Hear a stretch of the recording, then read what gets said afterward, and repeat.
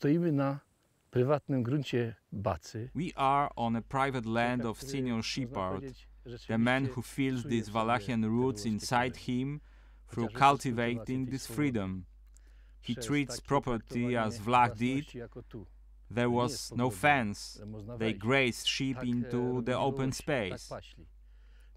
This is the shepherd's hut behind us. Even it's private, it's not keyed, built from someone's money, but everyone welcome there. You can stay overnight, use it, but remember you should keep the hut clean.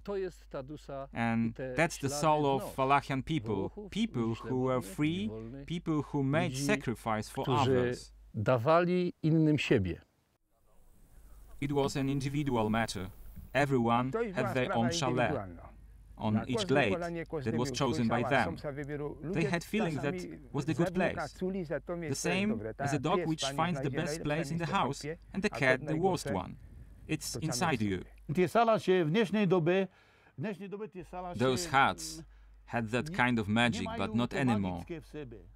We build a hut or a building and it doesn't really matter how it looks like anymore. It's enough when it matches to these days. Once there were some rules to obey. For instance, regarding shingles, they had to be 7 rows of shingles, not more, because 7 was the magic number. Mind you, we have 7 days of a week, 7 through of the faith, 7 deadly sins. Senior shepherds lives in constance with nature. They respect it. Each glade had its own character. Everything had a gold value, so you had to make sure that the fields would not be destroyed. Every piece of the ground was well tended, mowed, grazed and plowed. The shelter was placed near water, so they didn't have to carry water miles away. Secondly, the atmospheric conditions. The shelters were in secluded places, towards the sun, because in the shadow you live in a different way.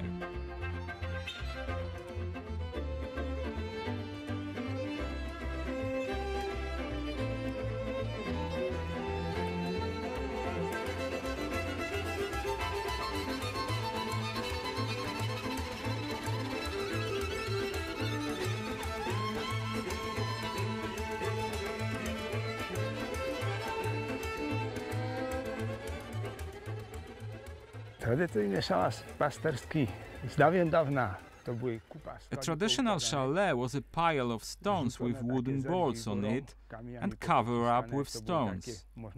It resembled a cave, you might say. Later it was modified slightly, and the huts were built mostly with gable roof. Clear cutting was from round wood.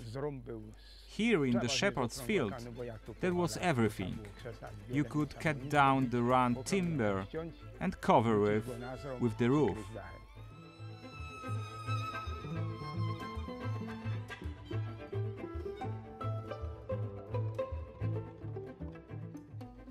It depends a lot on the material and primarily on tree felling. The basis was a spruce.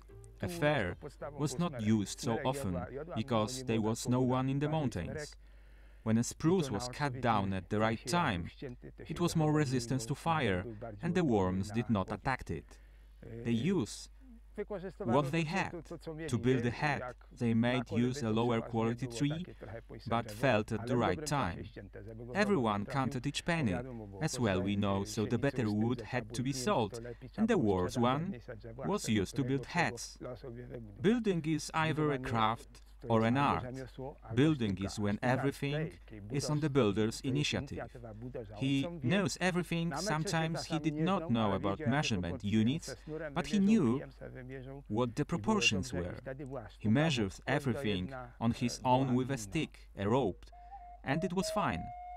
It was art because every shelter was just different. Against all appearances, people had more time in the past. If someone had their own taste, they were able to do something, sometimes just a little bit. It shapes, and it doesn't take a lot of work. Only you need to have this sense, so-called taste. As I say, it is not brought from some unknown place, but here it is taken from traditional and it's good.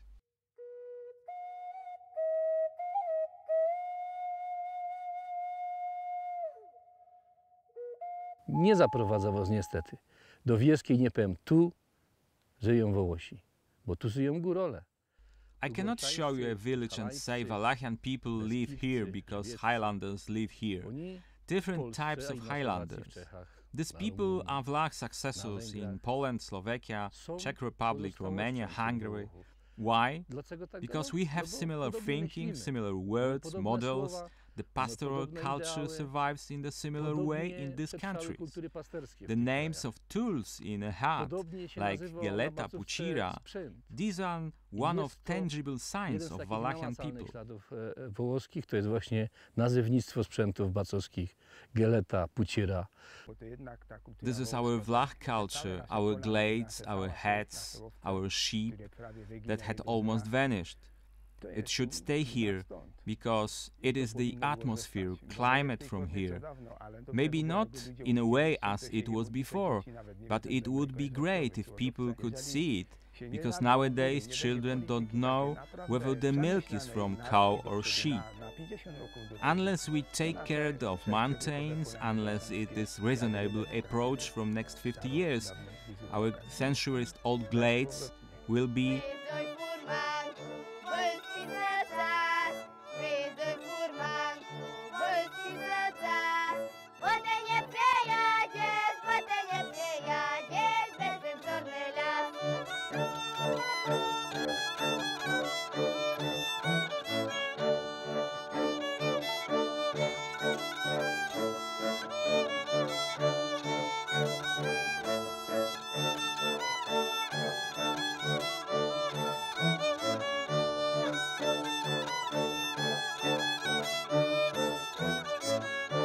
Orawska Polhora village was established in the area where many shepherds' huts were located, according to Wallachian law. We reconstructed an old guard house, alluding to the tradition. We wanted to support them. At present, we are building Wallach Culture Center of Carpathian, with tourist information office, where you can find great number of information. It will be mainly for tourists, for inhabitants of the area and our village, Orawska Polhora too. Wallachian Culture Trail is a tourism project which aims to create the international cultural trail premised upon Wallachian heritage and pastoral culture. The main purpose of this program is to increase the usage of Polish-Slovak border potential through the popularization of heritage and also to create integrated tourist product based upon Wallachian heritage and pastoral culture.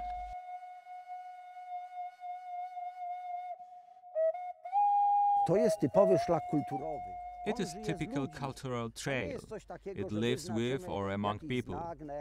It is not a kind of sign we place in the middle of the road and anyone who doesn't know what it means will be asking for directions. While there are people and their culture, this is a trail. It will have been building, it's happening. This trail is also the way of our lives. This is the most crucial for us. We totally identify with this idea. There will be these artifacts, the symbols, Wallachian Gate and all these events that we participate in. But the most important for us is what we carry in our hearts, the memory of our ancestors, memory of shepherds who settled this land nearly 5 centuries ago.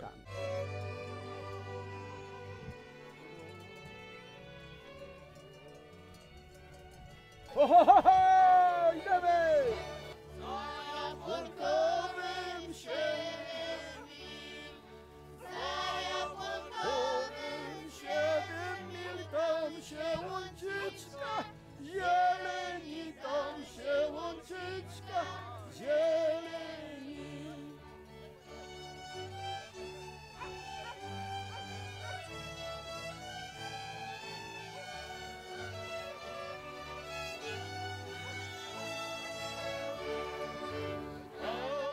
In that way, you have said goodbye to the fire.